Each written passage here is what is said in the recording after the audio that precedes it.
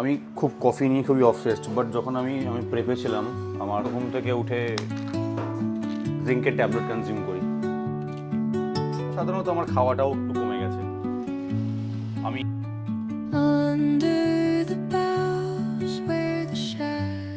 Good morning, এখন বাজে 11:30। Just ঘুম থেকে এখন উঠলাম। প্রায় অলমোস্ট 1.5-2 বছর হয়ে গেছে আমি আমার ইউটিউবে খুব একটা অ্যাক্টিভ নয়।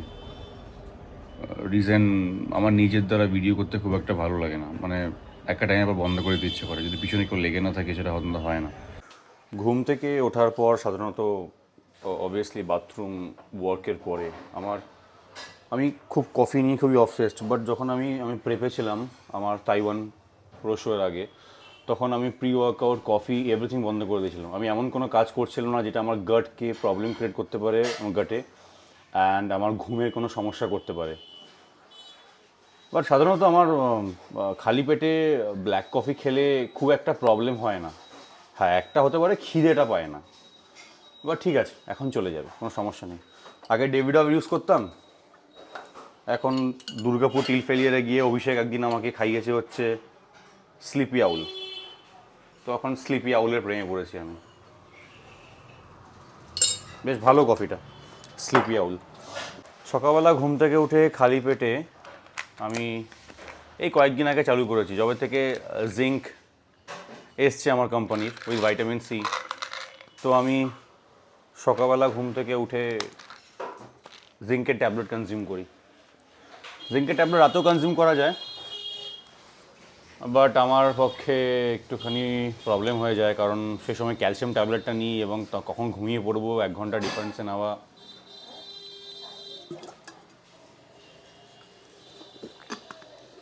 পসিবল হয় না।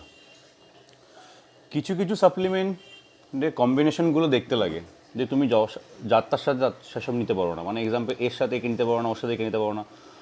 অনেক সময় হয় কি, প্রবলেম ক্রিয়েট করে, অনেক সময় অ্যাবজর্পশন পাওয়ার কমিয়ে দেয়, কোনো একে অপরের সঙ্গে কম্পিট করে। এইগুলো নিয়ে আমি অনেক কথাই বলেছি, এগুলো নিয়ে আমি কিছু বলবো না, মেইন কথা। আর এখন এই এই মুহূর্তে কফিটা আমি নেবো না, একটু 20 মিনিটস পর কফি কনজিউম করবো। আমার খুব ভালো লাগে ঠান্ডা কফিটাকে ঠান্ডা করে খেতে। অ্যান্ড যে কথা বলছিলাম, যে এতদিন ধরে আমি ইউটিউবে ধ্যান দিইনি, ইউটিউবে ভালোই গ্রোথ হচ্ছিলো, তা ভাবলাম যে না, আবার শুরু করি আস্তে আস্তে করে। হাতে টাইম আছে, হাতে হয় টাইম আছে, নয় এই যে আমি বিজি জিনিসটা, এটা আমার ইউজ টু হয়ে গেছে, আমার আরও বিজি চাই লাইফে। আমি এমন ধরনের ছেলে, আমার আমার বিজি থাকতে পছন্দ হয়, আমার ভালো লাগে ছোটোবেলা থেকে যে বিজি থাকতে এক্সেট্রা। এরকম ঠান্ডা বা অনেক কাজের প্রেশার কম আছে ওই দিনগুলোকে আমার ভালো লাগে না। সেক্ষেত্রে ভাবলাম যে নিজেকে বিজি রাখি, আরও বিজি রাখি। তো সেই হিসাবে এখন আমি সবথেকে মেন কথা হচ্ছে, আমি এখন কম্পিট করব না। আমি এখন ভালোভাবে অফ সিজনও দেবো না, যতটুকু একটা চেহারা রাখতে গেলে হয় সেটাই আমি করব। তো তার জন্য যে খাওয়ার একটা, দুবেলার ট্রেনিংয়ের পর ওই টায়ার্ডনেস নিয়ে স্টুডেন্টদের দেখা, ওইটা এখন নেই আমার। এখন আমি ফ্রেশ থাকি, আমি আমি এখন খালি থাকি, আমার ট্রেনিংটাও 1 ঘন্টার মধ্যে কমপ্লিট হয়ে যায়। তো ভাবলাম ইউটিউবে ধ্যান দিই, অ্যান্ড তার জন্য আমি আবার পুনরায় বই পড়া বা নতুন কোর্সে, নিউট্রিশন কোর্সে ভর্তি হওয়া, সবই স্টার্ট করেছি। এবার অ্যাকচুয়ালি এতটা টাইম এত ব্যস্ত ছিলাম, তো তারপর থেকে যখন আমি অনেকটাই নিজে ইউজ টু হয়ে গেছি ওই বিজি জিনিসটাকে নিয়ে, আমি ভাবছি যে আরও যদি বিজি থাকা যায়, আরও যদি বিজি থাকা যায়। সকালবেলা খুব একটা তাড়াতাড়ি আমি উঠতে পারি না, আমার উঠতে মোটামুটি লেগে যায় ভাই মিনিমাম 11টা, ম্যাক্সিমাম 12টা। কারণ রাতে খুব দেরি করে ঘুমানো হয়, কাজ থাকে, সার্কাডেন রিদমটা এরম হয়ে গেছে। আমার ডিনার করতে করতে 1টা 1:30 বেজে যায় প্রথম থেকে, অনেক আগে থেকে। এখন আগে 10টা নাগাদ উঠতাম, এখন সেটা 11টা হয়ে গেছে। তখন সকাল 8:30 বাজে, তখন সাডেনলি কলিং বেল বাজে। আর আমার না ঘুম খুবই একদম খুব গভীর নয়, মানে ভেঙে যায় মোটামুটিভাবে, যত ম্যাগনেশিয়াম খাই না কেন। তারপর ঘুমও পেয়েছে সঙ্গে সঙ্গে। তো আমার বন্ধু মনোজ, স্কুল ফ্রেন্ড, আমি মাছ খুব পছন্দ করি, আমার ছোটোবেলা থেকে মাছ মারাত্মক বলে, যে কোনো মাছ হোক না কেন আমি খেয়ে নেবো। I love fish. তো আমি বাটা মাছ খুব পছন্দ করি। তো ও সাডেনলি কলিং বেল বাজিয়ে যখন অনিশা দরজা খুললো, তখন ও অনিশাকে প্রায়, আচ্ছা দেখি, আমি নিজেও দেখিনি কত মাছ এসছে, মাছ কত এসছে।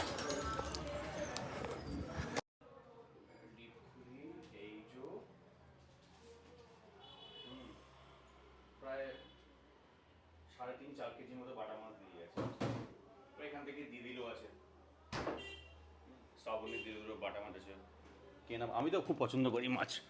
তো সেদিনকে যখন রাতের বেলা আমরা চুপচাপ বসেছিলাম, তখন মনোজ বলেছিল যে মাছ দেবো ওই দিদিকেও দিয়ে দিতে। তো এখান থেকে আই থিঙ্ক অর্ধেক যাবে বাড়িতে। আমি এখন পর্যন্ত কিন্তু ব্রেকফাস্ট করিনি, মানে ফার্স্ট মিল নিইনি। আমার জন্য ব্রেকফাস্ট, ডিনার, লাঞ্চ তো হয় না, মিল হয়। ফার্স্ট মিল, সেকেন্ড মিল, থার্ড মিল, ফোর্থ মিল এক্সেট্রা। তো ফার্স্ট মিল আমি এখন পর্যন্ত নিইনি, আমি নেবো এখন পর্যন্ত। ফার্স্ট মিল আমি নিজে মিল নিজেই বানাই। আমি পছন্দ করি নিজে মিল নিজেই বানাতে। ব্ল্যাক কফি এখন পর্যন্ত খাচ্ছি আমি, প্রায় 45 মিনিটস হয়ে গেছে, টুক করে। আমাকে যেটা করতে হবে সেটা, আমার তো হেয়ার কাট করতে হবে হালকা পরিমাণে। চুল ছোটো করবো কি বড়ো করবো এখন পর্যন্ত বুঝতে পারছি না, বাট করতে হবে আমাকে। লেটস সি, চলো যখন রান্না করবো তখন আবার ক্যামেরা অন করবো। আমি ট্রাই করছি মানে করার মতো নিজেকে। মোটামুটি যদি প্রত্যেক দিন সকালে 10-15 মিনিট, দুপুরে 10-15 মিনিট, ইভিনিংয়ে 10-15 মিনিট দিই, আমার মোটামুটি সপ্তাহে 2-3টে করে ব্লগ চলে আসবে। অ্যাটলিস্ট চেষ্টা করতে পারি আমি।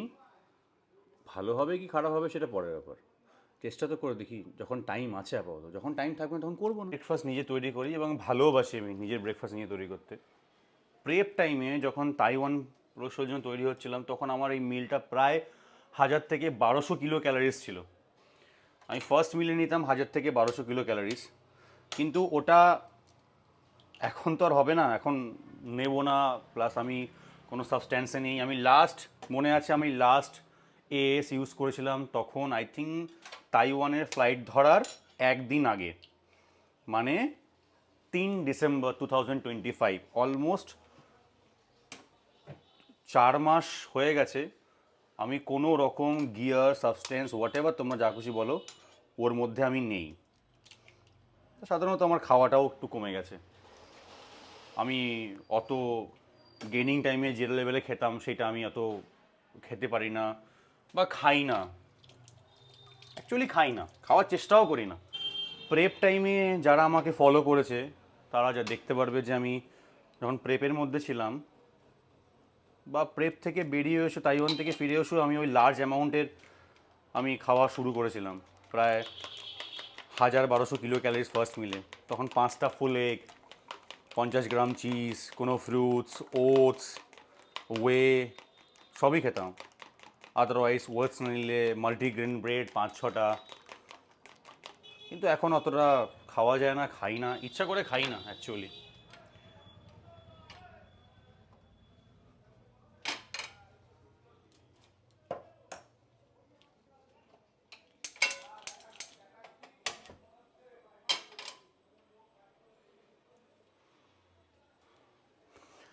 এখন যেহেতু আমি কোনো গিয়ারে নেই বা কোনো কিছুতে নেই, অবভিয়াসলি যারা বডি বিল্ডার ও অ্যাথলিটস তারা বুঝতে পারবে যে একটা টাইমে যখন যে গিয়ারে ছিল, একটা টাইমে যে গিয়ারে নেই, মেন্টালি অনেক চেঞ্জেস আসে। ফিজিক্যালি তো চেঞ্জেস আসেই, দেখে বোঝা যায়, বাট মেন্টালি অনেক চেঞ্জেস আসে। সেটা আমার মধ্যে এসেছিলো।